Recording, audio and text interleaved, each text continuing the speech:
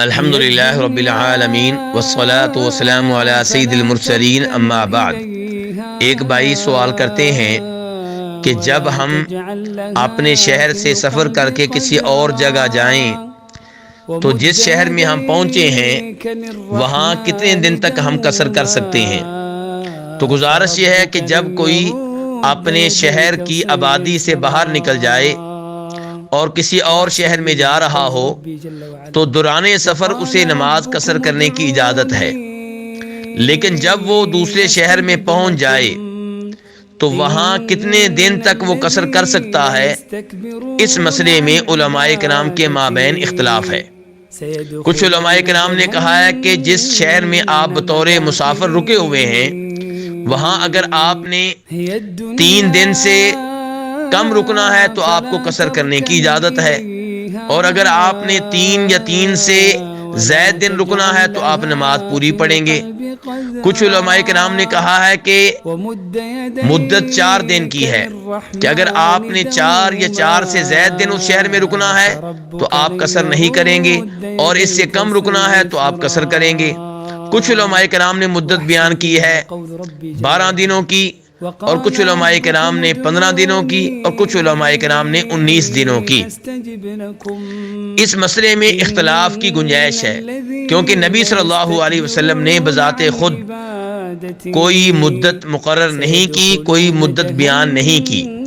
لیکن صحابہ کرام رضوان اللہ علیہم اجمعین نے اور بعد میں آنے والے علماء کرام نے آپ کے واقعات کی جانب دیکھ کر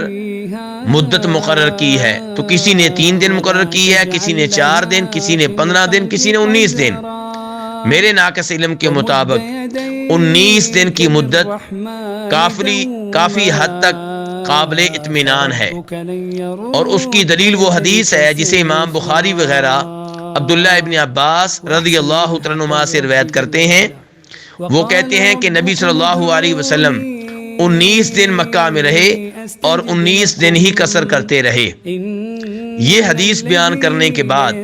یہ واقعہ بیان کرنے کے بعد جناب عبداللہ ابن عباس رضی اللہ تعالیٰ عنہما فرماتے ہیں کہ اس واقعے کے بعد جب ہم سفر کرتے تھے اور کسی شہر میں ہم 19 یا 19 سے کم دن رکا کرتے تھے تو ہم قصر کیا کرتے تھے، اور جب ہم کسی شہر میں 19 سے زائد دن رکا کرتے تھے تو ہم نماز پوری پڑھا کرتے تھے۔ عبداللہ ابن عباس کے ان الفاظ سے معلوم ہوا کہ عبداللہ ابن عباس اور دیگر کئی صحابہ کرام نے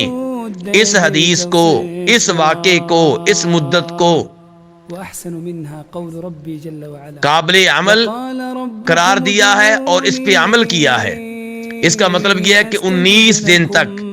اگر آپ کسی شہر میں رہیں یا اس سے کم دن رہیں تو وہاں پہ قصر کریں۔ اس حدیث کو صحابہ کرام نے لیا اور اس پہ عمل کیا